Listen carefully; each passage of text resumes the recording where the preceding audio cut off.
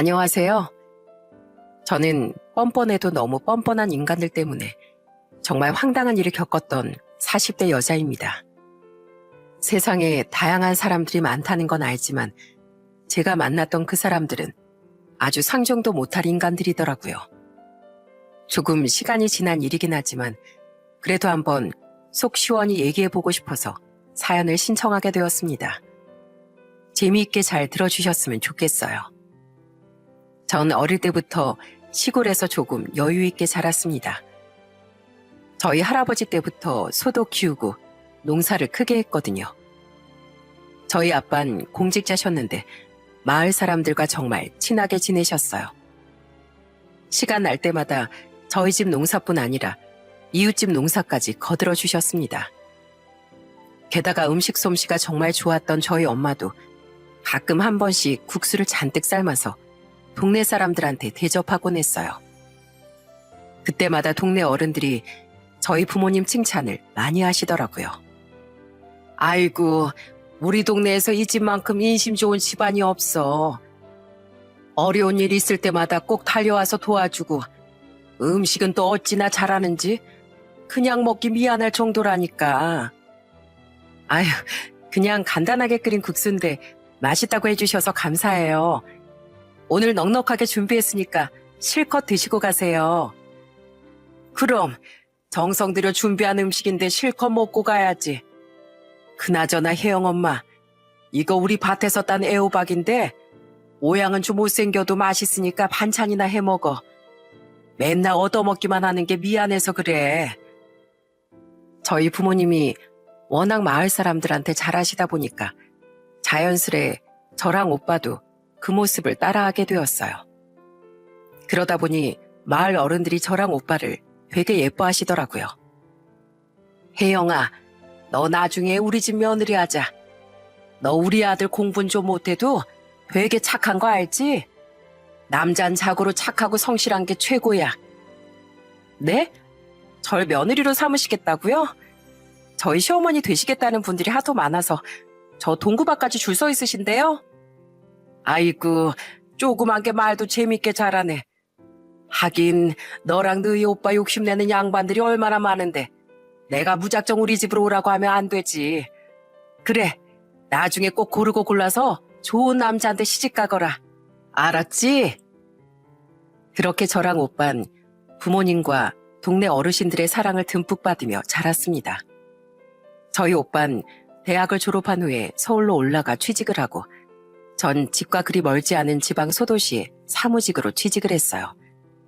그런데 막상 직장 생활을 해보니 힘든 일이 많더라고요. 항상 퇴근 시간 5분 전에 직장 상사가 할 일을 던져두고 가시는 바람에 야근을 밥 먹듯이 해야만 했습니다.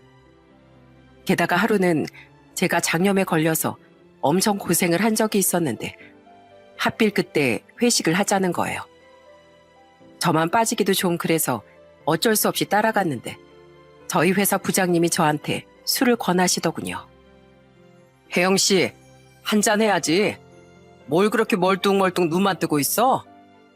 아, 부장님, 죄송한데 저 지금 장염에 심하게 걸려서 술을 못 마셔요. 밥도 못 먹어서 오늘도 겨우 죽 한 숟갈 먹었거든요. 에이, 그런 게 어딨어. 원래 소주를 마셔야 내장이 소독돼서 병이 낫는 거야. 괜히 약한 척 하지 말고 얼른 받아. 직원이 아프다는데 술 강요까지 하는 회사 분위기 때문에 정말 힘들었습니다. 어쩔 수 없이 그날은 마시는 척만 하고 겨우 넘어갔어요. 저는 회사 때문에 너무 스트레스를 많이 받았지만 남들 다 이 정도는 감수하면서 사는 거라고 생각해 꾹 참고 회사를 다녔습니다. 그렇게 열심히 직장 생활을 하던 중 30대 후반에 만난 남편과 결혼을 하게 되었습니다. 남편은 저와 같은 고향 사람이었는데 평범한 직장의 회계부서에 근무하고 있었어요. 결혼식 날엔 직장 동료들이 결혼식장에 와서 축하를 해주더라고요. 그런데 저한테 술 강요를 했던 최 부장이 괜히 저한테 비꼬는 말을 하는 거예요. 혜영 씨, 결혼 축하해. 그런데 설마 결혼했다고 금방 회사 그만두는 거 아니지? 요즘에 젊은 여자들 중에선 결혼하고 직장 동료들한테 축의금 다 받아먹은 다음 한 달도 안 돼서 회사 그만두는 사람들도 있다고 하더라고. 부장님, 제가 회사를 그만두긴 왜 그만둬요? 혹시 부장님이 저 회사 그만두길 바라시는 건 아니시고요? 아무튼 여기까지 와주신 건 감사해요. 식사 맛있게 드시고 가세요. 그렇게 결혼식을 올린 후 저는 남편과의 결혼 생활을 시작하게 되었습니다. 저희 남편은 제가 회사에서 있었던 일을 하소연하면서 얘기할 때마다 항상 제 편을 들어주는 사람이었어요. 어휴, 그 최 부장이라는 사람 일을 얼마나 잘하길래 회사에서 붙잡고 있는지 몰라도 참 성격 이상하네. 그런데 여보, 그 사람 때문에 너무 스트레스 받으면 그냥 회사 옮기는 건 어때? 아니면 그냥 회사 안 다니고 당분간 쉬어도 되고. 내가 어떻게 쉬어? 나중에 우리 아이도 낳고 하면 들어갈 돈도 많을 텐데 벌 수 있을 때 최대한 벌어야지. 그리고 당신도 회사에서 나 못지않게 힘든 일 많이 겪고 있다며. 난 그냥 당신 이렇게 내 얘기 들어주는 것만으로도 충분해. 당신도 꿋꿋이 버티고 있는데 나만 약해질 순 없잖아. 항상 제 편을 들어주는 사람이 있다는 것만으로도 정말 많은 힘이 되더군요. 그래서 저는 아무리 힘들어도 제가 꾸린 이 가정을 위해 열심히 일해야겠다고 생각했습니다. 저희 남편은 3남매 중 막내였는데 그래서 그런지 조금 오냐오냐 잘한 면은 있는 것 같았어요. 살면서 요리도 한번 안 해봤다며 저한테 미안하다고 하는데 전 오히려 솔직하게 얘기해주니까 고맙더라고요. 저희 시댁 식구들도 조금 고지식한 면이 있는 것 같긴 했지만 그게 큰 문제라곤 생각하지 않았습니다. 예, 너 내가 결혼해서 네 시애비를 얼마나 깍듯이 모셨는지 아니? 너도 알겠지만 예전에 남편 하늘처럼 모셔야 되는 시대였잖니. 그래서 내가 아침마다 아침밥 대령하고 심지어는 담배 심부름까지 했다. 네 시애비가 또 워낙 입맛이 까다로운 사람이라 반찬도 몇 끼마다 새로 해서 내갔어. 맞아, 우리 엄마가 그랬었지. 게다가 우리 혁수도 우리 집안의 기둥이다 보니까 아주 뭐 왕자님이 따로 없었잖아. 맛있는 고기 반찬은 혁수한테 다 주고 우린 나물이나 먹었다니까. 아이, 누나까지 진짜 왜 그래. 다 지나간 일들이잖아. 돌아가신 우리 아버지가 들으시면 흉본다고 섭섭해 하시겠다. 솔직히 결혼 생활을 하면서 시댁 식구들과 마찰이 있을 거라곤 생각하지 못했습니다. 옛날 얘기를 자주 하시긴 했어도 저한테 뭔가를 강요하거나 시집살이를 시키시진 않으셨거든요. 하지만 아주 사소한 게 도화선이 되어 시댁 식구들의 태도가 완전히 변해버리고 말았어요. 그 일이 일어난 건 바로 시댁 식구들을 초대해 저희 신혼집 집들이를 한 날이었죠. 시모랑 신우들이 예정된 시간보다 더 일찍 오시는 바람에 마음이 급하더라고요. 어머님, 시장 아시죠? 제가 밥상 금방 차릴 테니까 형님들이랑 같이 집 구경부터 하고 계세요. 제가 얼른 드실 수 있게 해드릴게요. 그래, 밥 조금 늦게 먹는다고 뭐 큰일 나는 거 아니니까 천천히 해라. 그나저나 집을 참 깔끔하게도 꾸며놨네. 둘이 살기엔 아주 딱 좋아 보인다. 시모는 천천히 해도 된다고 했지만 저는 시댁 식구들이 다 와 있으니 급한 마음에 빨리빨리 움직이게 되더라고요. 그래서 남편한테도 얼른 도와달라고 했어요. 여보, 거기 내가 접시에 담아놓은 것들 있지? 그거 상으로 좀 옮겨줘. 그리고 내가 밥 풀 테니까 이것도 좀 갖다 놔주고. 그런데 그때였어요. 한창 방 구경을 하고 있던 시모가 제 목소리를 들었는지 갑자기 부엌으로 성큼성큼 와서는 이러시는 거예요. 예, 너 지금 우리 아들한테 뭐라고 그랬니? 네? 그냥 밥상 차리는 거 좀 도와달라고 했는데요. 뭐라고? 아이고, 내가 우리 아들 키우면서 한 번도 이런 거 안 시켜봤는데 너 지금 우리 아들 부려먹고 있는 거야? 부려먹다뇨. 어머님이랑 형님들 배고프실까봐 얼른 같이 밥상 차리러 가는 건데요. 전 겨우 이런 거 가지고 화를 내는 시모가 이해되지 않았습니다. 그런데 더 웃긴 건 신우들까지 저한테 와서는 시비를 걸기 시작했다는 거예요. 어머, 옳게. 방금 우리 혁수한테 일 시키는 거 보니까 되게 자연스럽다. 설마 평소에도 이런 식으로 남편 부려먹는 거야? 우리 혁수 한 번도 제 손으로 밥 안 차려 먹어 보내야.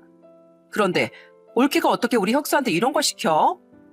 옛말에 남자가 주방에 들어가면 뭐 떨어진다는 얘기도 못 들어봤어? 네? 큰형님까지 왜 그러세요?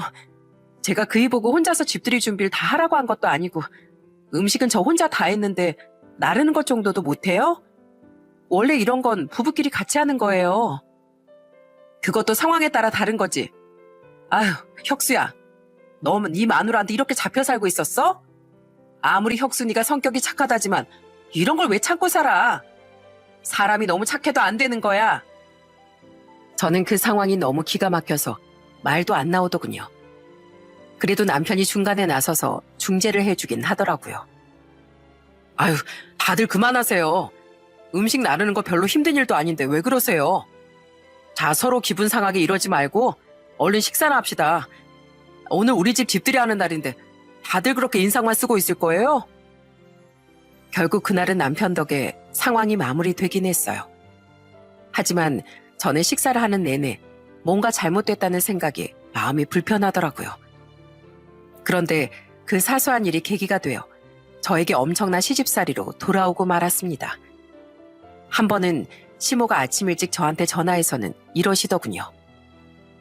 이해, 너 우리 아들 아침밥은 제대로 차려주고 있니? 너 설마 대충 빵이나 먹여서 보내는 거 아니지? 그 사람 빵 안 좋아하는데 무슨 빵을 먹여요. 어제 끓여놓은 된장찌개로 맛있게 먹고 방금 나갔어요. 뭐야? 우리 아들 한 번도 똑같은 반찬 2번 먹은 적이 없는데 어제 끓여놓은 걸 오늘 아침에 또 줬단 말이야? 그러지 말고 새벽에 일찍 일어나서 찌개를 새로 끓였어야지. 어머님, 제가 집에서 놀아요? 저도 출근 준비하느라 바쁜데 어떻게 새벽에 일찍 일어나서 찌개를 새로 끓여요? 아침밥 차려주는 것만으로도 고맙게 생각해야죠. 게다가 한 번은 남편이 모기에 물렸는데 자기가 손톱으로 박박 긁는 바람에 빨갛게 부어오른 적이 있었어요. 그런데 그 상태로 시댁에 갔더니 시모가 그걸 보고 또 이러는 거예요. 어머 혁수야, 너 피부가 이게 뭐니? 아유, 내가 진짜 못 산다 못 살아. 세아가 너 우리 아들 피부 예민한 거 모르니? 너 설마 우리 아들 옷 세탁기에 막 빨고 그러는 거 아니지? 네? 그럼 빨래를 세탁기에 빨지 어디에 빨아요? 얘가 아주 큰일 날 소리 안 해. 우리 아들 옷은 직접 다 손빨래해야 돼. 세탁기에서 다른 옷들이랑 다 섞여가지고 온갖 먼지에 뒤범벅 될 텐데 그런 걸 어떻게 우리 아들한테 입히니? 손으로 살살 빨래해서 햇빛에 널어야 될 거 아니야. 어머님, 저도 직장 생활하는데 어떻게 일일이 다 손빨래를 해요. 그리고 저희 집에 마당이 있는 것도 아니고 아파트에서 어떻게 햇빛에 말려요. 그리고 저거 세탁기로 빨래해서 피부가 저렇게 된 거 아니고 모기 물려서 저렇게 된 거예요. 제가 긁지 말라고 해도 자꾸 긁는 걸 어떡해요? 당신이 좀 얘기해봐. 어머님이 나한테만 이렇게 뭐라고 하시는데 가만히 있을 거야? 아유, 어머니, 이 사람 말이 맞아요. 모기 물렸는데 너무 간지러워서 제가 긁었다가 이렇게 된 거라고요. 그리고 세탁기에 빨래한 옷 입어도 아무렇지도 않던데요, 뭘. 그러니까 이 사람한테 너무 뭐라고 하지 마세요. 그래도 남편이 제 편을 들어주니까 그나마 참을 수 있었습니다. 그런데 문제는 시모뿐만이 아니라 신우들까지 저한테 시집살이를 시켰다는 거예요. 하루는 주말에 예고도 없이 저희 집에 들이닥쳐선 다짜고짜 안방에 들어가 옷장을 검사하더군요. 올케, 우리 혁수 옷이 왜 이렇게 쭈글쭈글해? 설마 다림질도 하나 안 해주는 거야? 우리 혁수 와이셔츠 하나도 다 각 잡아서 우리 엄마가 다려주셨어. 사회생활하는 애 옷을 이런 식으로 관리하면 어떡해? 형님, 제가 이 사람 뒤치다꺼리 하려고 결혼한 줄 아세요? 그렇게 모든 옷을 다 다림질해야 되면 본인이 직접 하던지 아니면 세탁소에 맡기면 되는 거잖아요. 어머머, 올케는 돈 아까운 줄도 모르나 봐. 올케가 직접 해주면 공짜인데 왜 돈 주고 세탁소에 다림질을 맡겨? 올케 그런 식으로 자꾸 직장 핑계 댈 거면 그냥 직장 그만둬. 우리 혁수 불쌍해 죽겠으니까 그냥 일 그만두고 집에서 살림이나 하라고. 뭐라고요? 제가 왜 그래야 되는데요? 저도 제 사회생활이 중요한 사람이에요. 이렇게 연락도 없이 찾아와서 말도 안 되는 소리만 하실 거면 그냥 돌아가세요. 저도 주말엔 편하게 쉬고 싶으니까 괜히 사람 화 돋구지 말고 가시라고요. 무슨 조선시대에서 온 것도 아니고 저를 아주 남편의 시종으로 아는 것 같더라고요. 그래도 저는 남편을 생각해 참아보려고 했는데 어느 순간부턴 남편도 본색을 드러내기 시작하더군요. 처음엔 제 편을 들던 남편이 어느 순간부턴 오히려 저한테 큰 소리를 치는 거예요. 아휴 진짜 당신도 그냥 우리 어머니랑 누나들이 하는 말 좀 새겨 들으면 안 돼? 어머니랑 누나들이 내가 안쓰러워 보여서 자꾸 당신한테 한 소리 하는 것 같은데 그냥 당신이 거기에 맞춰주면 되잖아. 뭐라고? 내가 왜 무조건 거기에 맞춰줘야 되는데? 그럴 거면 결혼하지 말고 그냥 어머님이랑 형님들 품에서 계속 살지 그랬어. 그랬으면 온시속 화초처럼 편하게 살았을 거 아니야. 하지만 아무리 남편과 말싸움을 해도 달라지는 건 없었습니다. 그래서 너무 속상한 마음에 친정 부모님께 하소연을 했더니 저희 아빠가 남편을 불러서 따끔하게 혼내시더라고요. 자네, 결혼 전엔 그렇게 듬직한 사람인 척 하더니 원래 이렇게 생각 없는 어린애였나? 나도 자식을 둘 키웠지만 우리 애들 어렸을 때부터 집안일도 알아서 척척하고 뭐든지 스스로 할 줄 아는 애들이었어. 그런데 자넨 도대체 뭔가? 지금 하는 꼬라지를 보면 아주 7살짜리 어린애인 줄 알겠다고. 그런데 저희 남편은 아빠가 그렇게 혼을 내시는데도 반성은커녕 오히려 말대꾸를 하더라고요. 네, 저 그렇게 오냐오냐 컸습니다. 돌아가신 저희 아버지 때부터 워낙에 아들을 중시하는 집안이라 그렇게 컸다고요. 그래서 장인어른이 저 그렇게 잘하는데 뭐 보태주신 거 있습니까? 평생 그렇게 살아온 사람한테 무슨 자격으로 이래라 저래라 하시냐고요. 뭐라고? 자네 지금 말 다 했나? 혜영이 너 이딴 놈하고 당장 헤어져라. 내가 오늘 보니까 이 놈은 아주 사람 되긴 글렀다. 이런 자식을 내 사위로 절대 인정할 수 없으니까 당장 헤어지라고. 저 역시도 뻔뻔스러운 남편의 태도에 더 이상은 못 참겠더군요. 앞으로 달라질 거란 희망도 보이지 않아 아빠 말대로 바로 남편에게 이혼을 통보했습니다. 당신 원래 이런 사람이었어? 우리 아빠가 오죽 답답하셨으면 당신을 불러서 이렇게 혼을 내시겠어. 그런데 우리 아빠 보고 무슨 자격으로 이래라 저래라 하냐고? 그래, 앞으로 우리 아빠도 나도 당신한테 이래라 저래라 안 할 테니까 그냥 지금 이 자리에서 이혼해. 나도 당신 같은 사람이랑은 더 이상 같이 살기 싫고 당신 식구들하고도 더 이상 엮이기 싫으니까. 알았어? 참나, 이혼하자면 누가 못할 줄 알고? 나도 우리 어머니랑 같이 지내는 게 훨씬 편해. 당신이랑 결혼하고 나서 맞춰주는 척하느라 나도 힘들었다고. 에휴, 진짜 짜증나 죽겠네. 남편은 그렇게 말하고선 자리에서 벌떡 일어나 나가버리더군요. 저는 제가 결혼한 사람이 저런 사람이었다는 사실에 정말 기가 막혔습니다. 그런데 시모는 제가 이혼 통보를 했다는 걸 알고선 저 같은 며느리 필요 없다며 남편한테 빨리 이혼을 하라고 하더군요. 그래서 저는 결혼한 지 9개월 만에 이혼을 하게 되었습니다. 행복한 결혼 생활을 꿈꿨었는데 그게 이렇게 금방 무너지게 될 줄은 정말 몰랐어요. 그 후 저는 신혼집을 정리하고 친정집에서 회사로 출퇴근을 하며 평범하게 지냈습니다. 이혼한 게 별로 좋은 소식도 아니니까 굳이 주변에 이혼했다는 걸 알리진 않았어요. 원래 살던 신혼집보다 출퇴근 거리가 조금 멀긴 했지만 그래도 지긋지긋한 그 집 식구들을 보지 않아도 돼서 너무 편하더라고요. 저희 엄마도 저한테 이혼하길 잘했다면서 얼마나 응원해 주셨는지 모릅니다. 혜영아, 그런 놈하고 정리한 거 정말 잘했다. 그놈은 지 앞가림도 하나 제대로 못하는 사람이었잖아. 세상에 나이가 몇인데 빨래도 자기 손으로 못하고 밥도 하나 못 차려 먹는다는 게 말이나 됐니? 그러게요. 결혼 전엔 그런 모습 안 보여줬었는데 다 연기했었던 건가 봐요. 우리 오빤 일도 열심히 하고 살림도 다 잘해서 세연이가 그렇게 좋아하던데 세상에 우리 오빠 같은 사람들만 있는 건 아니더라고요. 그렇게 저는 짧았던 결혼 생활을 뒤로하고 가족들과 즐겁게 지내며 시간을 보냈습니다. 그런데 이혼한 지 1년쯤 됐을 때 정말 어이없는 일이 일어나고 말았어요. 갑자기 모르는 번호로 전화가 와서 받았는데 세상에 전화한 사람이 전 시모더라고요. 진작에 휴대폰 번호를 다 차단했었는데 그 사이에 번호를 바꿨나 봐요. 예, 잘 지내니? 내가 오랜만에 네 생각이 나서 전화 좀 해봤다. 어머, 뜬금없이 제 생각은 왜 나시는데요?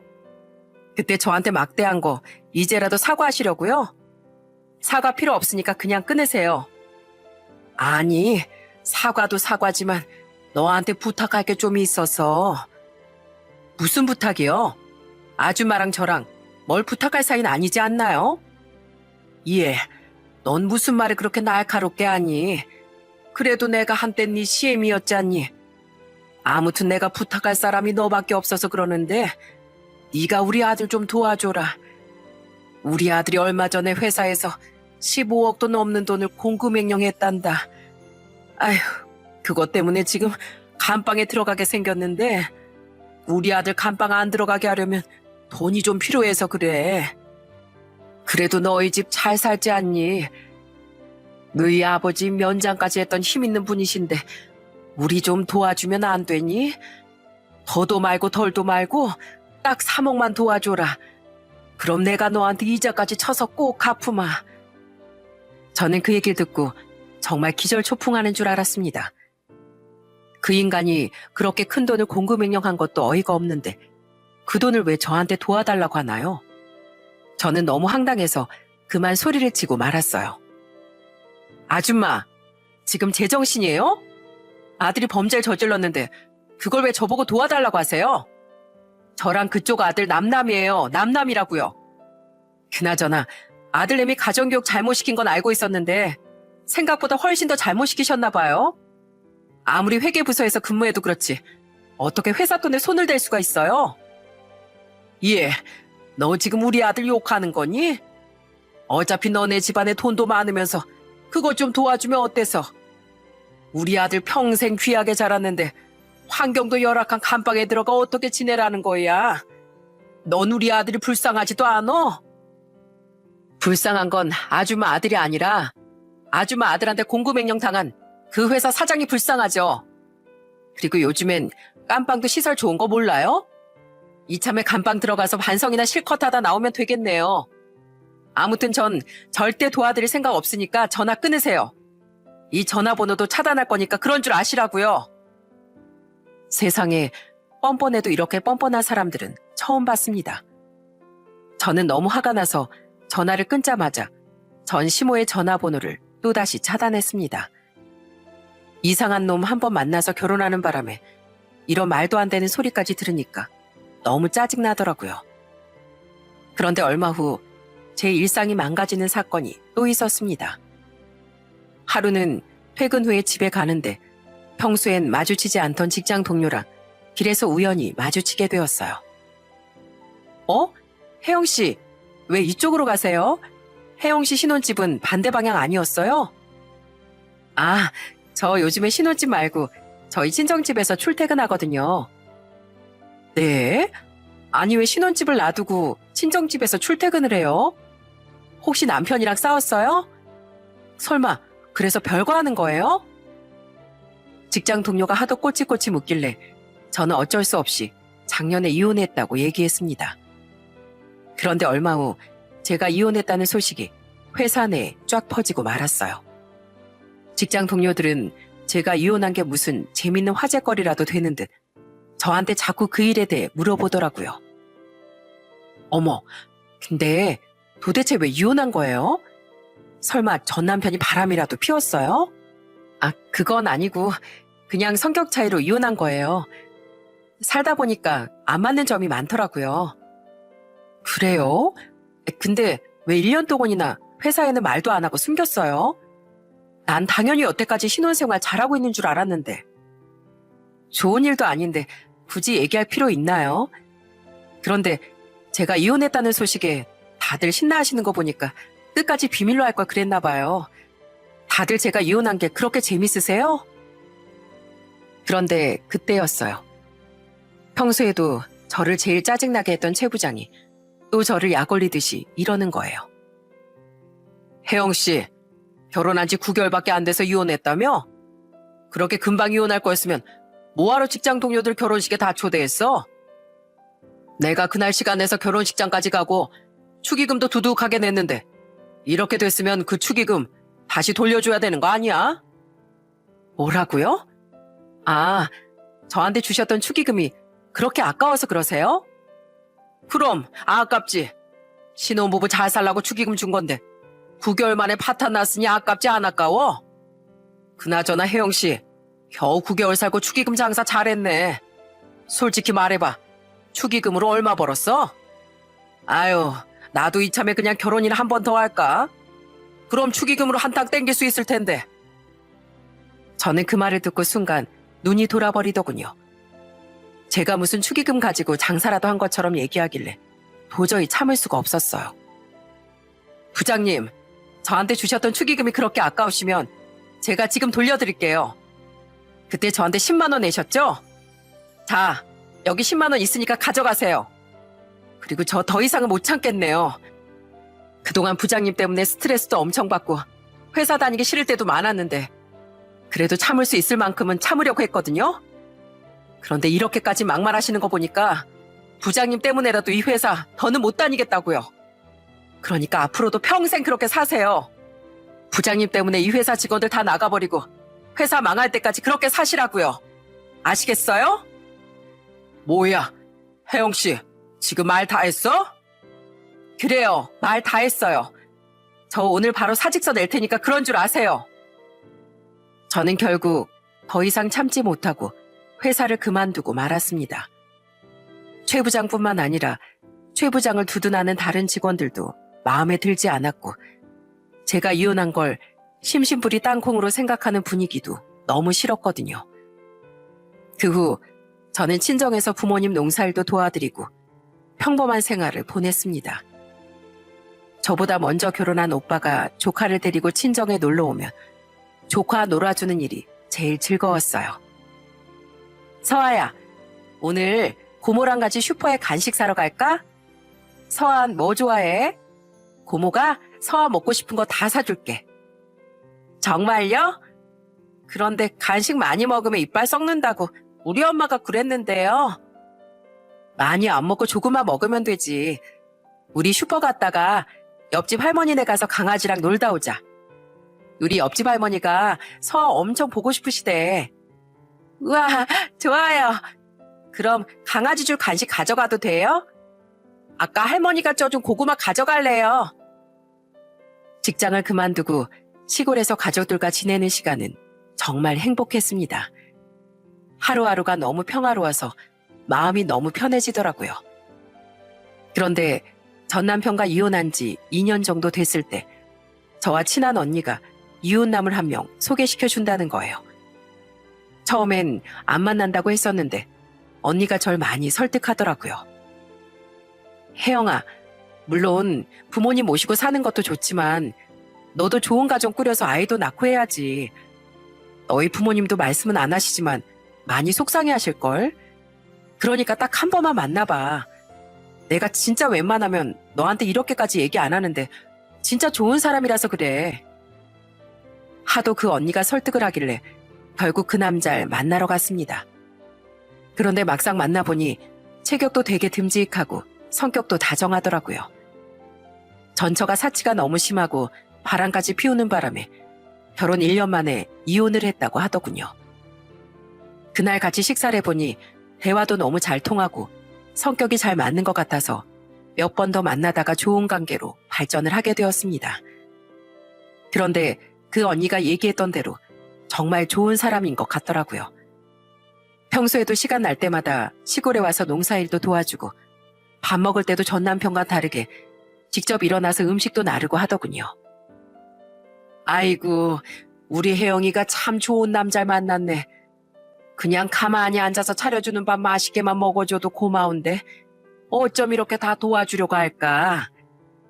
에이, 어머님, 아버님께서 저한테 맛있는 식사도 차려주시는데 제가 어떻게 가만히 있겠습니까? 저 그렇게 경우 없는 사람 아닙니다. 아, 그리고 다 먹고 나서 설거지도 제가 할 테니까 그냥 놔두세요. 저 어릴 때부터 설거지 하나만큼은 기가 막히게 잘했거든요. 남자친구의 부모님께서도 제가 인상이 순하고 하고 다니는 게 수수해 보여서 너무 좋다고 하시더군요. 그렇게 저와 남자친구는 서로의 가족들과도 잘 지내면서 만남을 이어갔습니다. 그러다가 하루는 저희 엄마가 저한테 이런 말씀을 하시더라고요. 혜영아, 엄마 아는 사람이 산장에서 닭백숙을 파는데 요즘에 몸이 안 좋아져서 가게를 인수할 사람을 찾는다고 하더라고. 그래서 말인데 너 나하고 같이 공기 좋고 물 맑은 곳에서 장사 한번 해보지 않을래?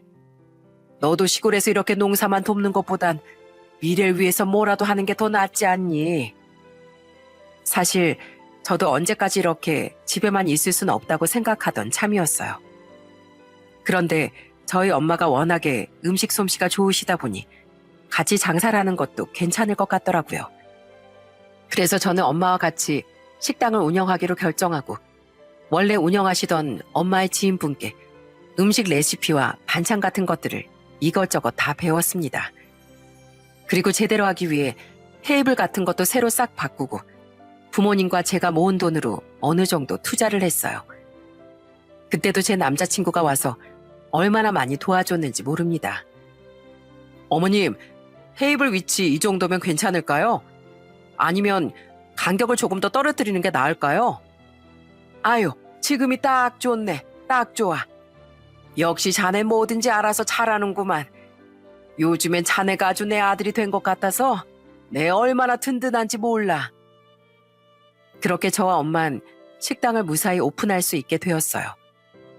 마을에 크게 현수막도 걸고 지역 카페에도 올리는 등 홍보를 많이 했죠. 처음 식당을 개업하던 날 동네 사람들이 많이 와주셨더라고요. 이야, 혜영 엄마, 어떻게 이렇게 공기 좋은 곳에 가게를 차렸어? 내가 오늘 실컷 팔아줄 테니까 아주 각오해. 내가 다음 주엔 아예 동창들도 떼거지로 데리고 와야겠어. 아이고, 그래 주시면 저희야 감사하죠. 그나저나 막걸리 좋아하시죠? 제가 오늘 막걸리 서비스로 팍팍 드릴게요. 정말이야? 혜영 엄마, 나 주당인 거 모르는 거 아니지? 나한테 막걸리 서비스로 주다가 가게 거덜날지도 모르는데. 에휴, 설마 거덜나게 하겠어요. 여기까지 와주신 것도 감사한데 당연히 그 정도는 해드려야죠. 동네 분들은 저한테도 젊은 사람이 이런 데서 장사하는 거 쉽지 않을 거라며 대단하다고 칭찬을 많이 해주시더군요. 저는 여기저기서 응원을 많이 듣다 보니 새로운 인생을 시작하는 것 같아서 너무 기분이 좋았어요. 그렇게 첫날 장사를 무사히 마치고 다음 날이 되었습니다. 그날은 남자친구가 마침 휴무라 저희 가게 일을 도와주러 왔어요. 어머님, 저 설거지 도사인 거 아시죠? 오늘 설거지는 제가 맡을 테니까 저한테 맡겨주십시오. 피곤할 텐데 쉬는 날에까지 와서 도와주는 남자친구 덕분에 정말 든든하더라고요. 그래서 저도 더 열심히 손님들을 맞이했습니다. 그런데 한창 장사를 하던 중 갑자기 생각지도 못한 불청객이 등장하고 말았어요. 저는 그 사람들의 얼굴을 보자마자 아주 기겁을 하고 말았습니다. 그건 바로 전 시모랑 전 시누이들이었거든요. 제가 식당을 개업한 걸 어떻게 알았는지 여기까지 찾아와선 고래고래 소리를 지르기 시작하더군요. 야, 네가 감히 내 아들 인생 망쳐놓고 편하게 장사를 해? 내 아들은 깜빡해서 콩밥 먹고 있는데 여유롭게 이렇게 닭백숙이나 만들고 있냐고? 야, 나와. 내 아들 인생 망친 장애용 나오라고. 전 시모는 그렇게 말하고서는 손님들도 다 있는데 테이블을 발로 걷어차고 그릇을 집어던지기까지 하더군요. 이보세요. 지금 뭐 하는 거예요? 왜 남 장사하는 데 와서 깽판을 치냐고요? 뭐? 깽판? 깽판은 네가 쳤겠지. 너네가 우리 아들 감방 들어가게 생겨서 3억만 도와달라고 했더니 눈 하나 깜빡 안 했지? 너 때문에 내 아들 귀한 청춘 날려가면서 감방에서 썩고 있어. 평생 따뜻한 방 안에서 차려주는 밥 먹으면서 편하게 살던 애가 차가운 골방에 틀어박혀 살고 있다고. 그런데 니까지 게 감히 이런 좋은 곳에 식당을 차려? 너네가 오늘부로 장사 망하게 할 거야. 너 이렇게 잘 먹고 잘 사는 거 내가 가만히 두고 볼 줄 알아? 그래, 우리 엄마 말대로 네 인생 오늘부로 끝이야. 너 이렇게 식당 차리면 우리가 모를 줄 알았지? 같은 고향 출신인데 모를 리가 없지. 내가 건너 얘기 듣고 얼마나 어이없었는 줄 알아? 너 오늘 아주 단단히 혼날 각오해. 여기 있는 손님들도 우리가 다 쫓아낼 테니까 그런 줄 알라고.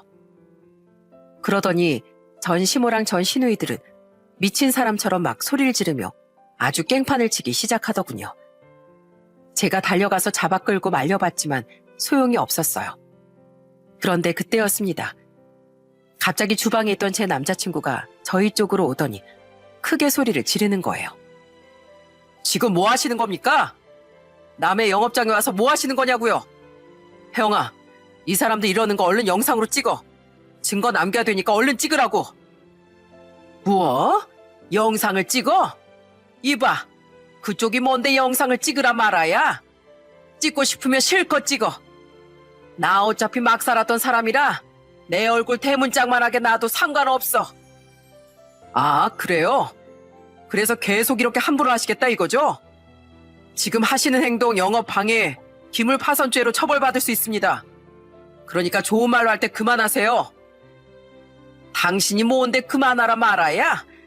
저 여자가 내 아들 망쳤으니까 나도 이 식당 망치러 온 거야. 뭘 잘 알지도 못하면서 까불어? 지금 이 식당 개업한 지 이틀밖에 안 됐습니다. 힘들게 고생해서 식당 오픈했는데 오픈 초기부터 이런 불상사 일어나는 거 절대 두고 못 봅니다. 그러니까 제가 기회 드릴 때 그만하세요. 계속 이러시면 아마 평생 후회하게 되실 겁니다. 참나, 후회는 무슨, 네가 뭔데? 니까짓 게 뭔데 나한테 후회할 거라는 헛소리나 짓거리는 거냐고. 전 시모는 그렇게 소리를 지르더니 제 남자친구를 손으로 확 밀어버리더군요. 하지만 제 남자친구가 그걸 한 번에 제압해버렸습니다. 그러자 전 시모가 당황한 얼굴로 이러더군요.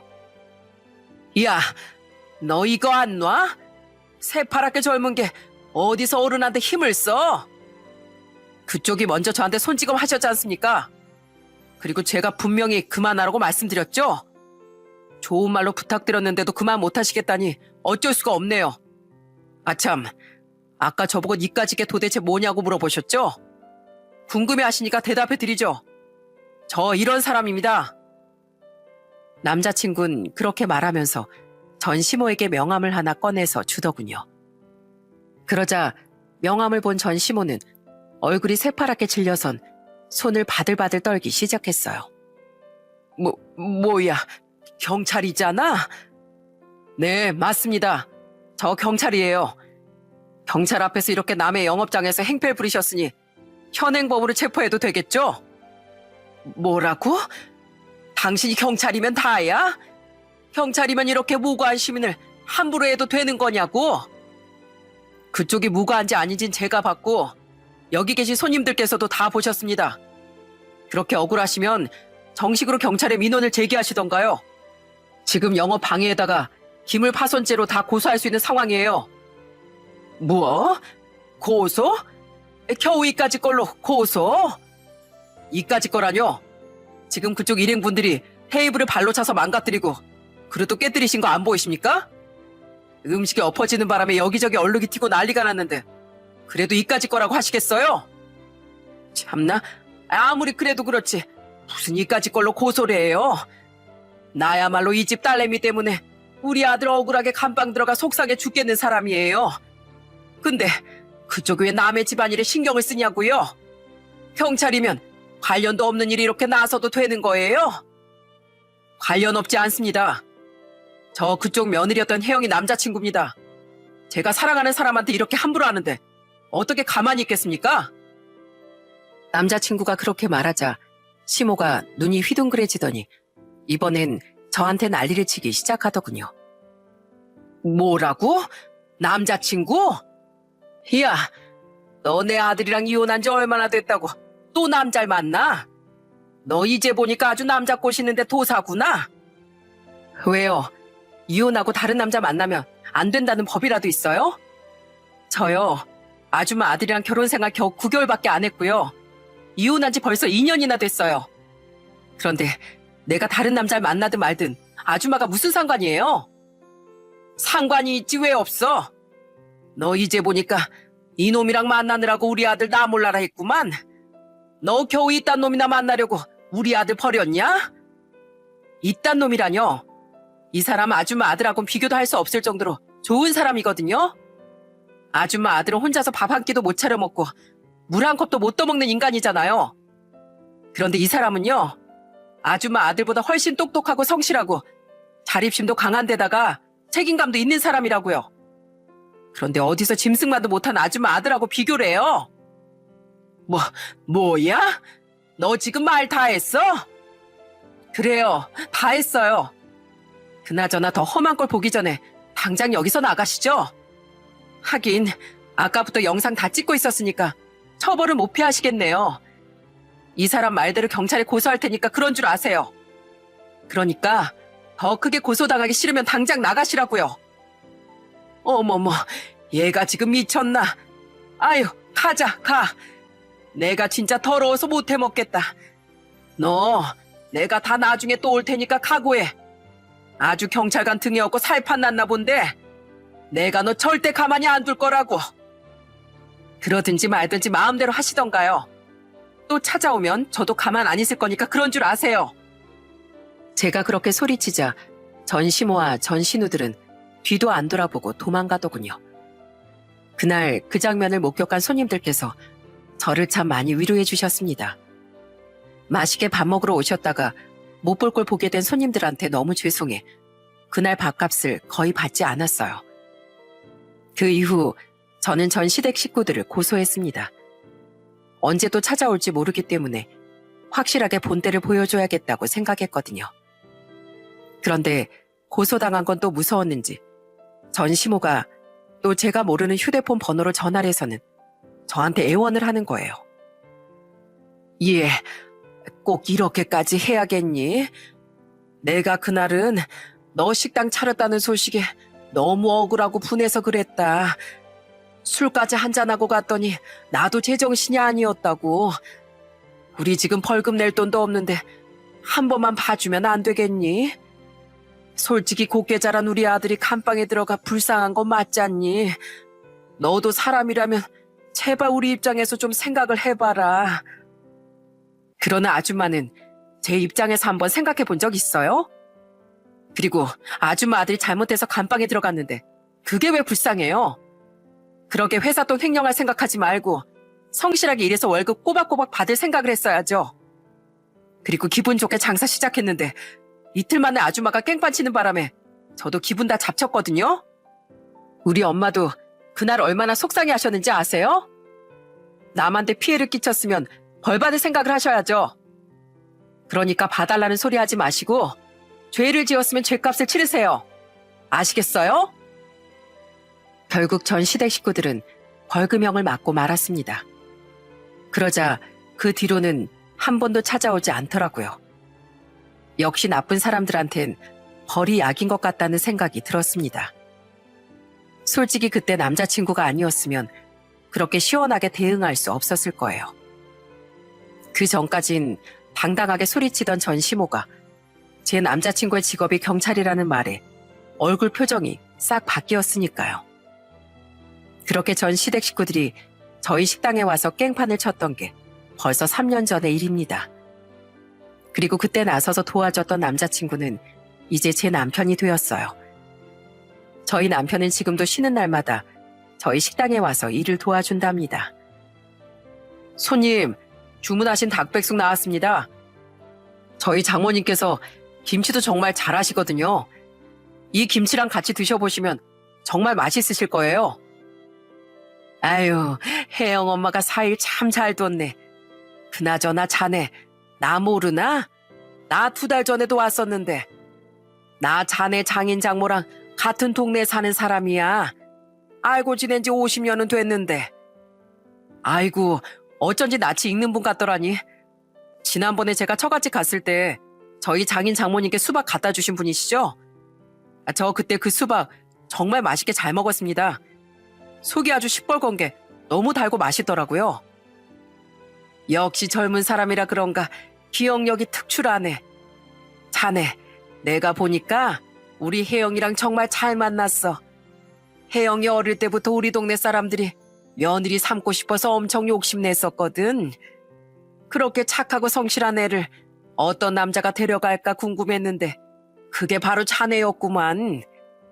그런데 이렇게 쉬는 날에도 장모랑 아내가 운영하는 식당에 와서 도와주는 걸 보니 내가 같은 동네 사람으로서 혜영이 신랑으로 인정하네. 아주 100점 만점에 100점이야. 그렇게 말씀해 주시니 정말 감사합니다. 앞으로도 식사하러 자주 와주시면 제가 서비스 팍팍 드릴게요. 저한테 칭찬 많이 해주셨다고 저희 와이프한테도 따로 얘기해 놓을게요. 아유, 됐어. 내가 뭐 서비스 받고 싶어서 칭찬한 줄 아나? 그냥 자네가 워낙 듬직하고 싹싹해 보여서 있는 그대로 얘기한 거지. 암튼 우리 혜영이랑 싸우지 말고 검은 머리 팥불이 될 때까지 사이좋게 지내게나. 안 그러면 내가 가서 혼내줄 거야. 알았지? 네, 꼭 그렇게 하겠습니다. 남편이 동네 어르신분들 뿐만 아니라 처음 오는 손님들한테도 얼마나 잘하는지 몰라요. 그 모습을 보면서 저희 부모님도 엄청 좋아하시더라고요. 저희 시누이랑 시부모님도 가끔씩 식사하러 오시는데 꼭 그냥 안 가시고 밥상 치우는 거라도 도와주려고 하시더군요. 아유, 어머님, 이런 거 안 하셔도 된다니까요. 허리도 안 좋으신 분이 왜 자꾸 일을 하려고 하세요? 에이, 그래도 우리 며느리랑 안사돈께서 고생하시는데 내가 밥만 얻어먹고 가만히 있을 수가 있나. 그래요, 새언니. 안 그래도 바쁠 텐데 우리가 먹은 밥상은 우리가 치우게 놔두세요. 아참, 그리고 이거 제가 음료수 사온 건데 냉장고에 뒀다가 시원하게 드세요. 지난번에 보니까 바빠서 물도 잘 못 드시는 것 같더라고요. 아휴, 아가씨도 참 이런 것까지 챙겨줘서 정말 고마워요. 제가 아가씨랑 어머님 아버님 덕분에 아주 기운이 펄펄 난다니까요. 저는 지금의 남편과 만난 이후로 하루하루가 정말 행복하답니다. 첫 번째 결혼은 실패했지만 2번째 결혼은 제 인생에 있어서 정말 잘한 선택인 것 같아요. 역시 사람은 다 자기한테 맞는 짝이 있는 것 같습니다. 저희 오빠도 조카를 데리고 식당에 자주 오는데 저희 조카가 남편한테 고모부라고 부르면서 정말 잘 따르더라고요. 이렇게 화목한 가정을 만들어줄 수 있게 해준 저희 남편과 친정 식구들한테 정말 감사한 마음뿐입니다. 옛말에 자식은 부모를 비추는 거울이라는 말이 있죠. 전 남편의 모습을 보면 염치 없고 뻔뻔한 전 시모의 모습이 보이고 착하고 성실한 지금 저희 남편을 보면 인자하신 저희 시부모님의 모습이 보입니다. 저도 나중에 아이를 낳게 된다면 제 아이가 저희 부부의 좋은 점만을 닮을 수 있도록 더 노력할 겁니다. 그래야 저희 아이가 좋은 인연을 많이 만나 세상을 행복하게 살아갈 수 있을 테니까요. 전 항상 유튜브 사연을 듣기만 했었는데 그러다 보니까 어느 순간 저한테 있었던 일도 사연으로 꼭 써보고 싶다는 생각이 들더라고요. 그래서 3년이 지난 일이지만 이렇게 사연을 보내게 되었어요. 제 사연도 다른 사연들처럼 다른 분들께 시원한 사이다와 감동을 주는 사연이었으면 좋겠네요. 그럼 시청자분들께서 재미있게 들으셨길 바라면서 이만 글을 마치도록 하겠습니다. 끝까지 들어주셔서 정말 감사합니다.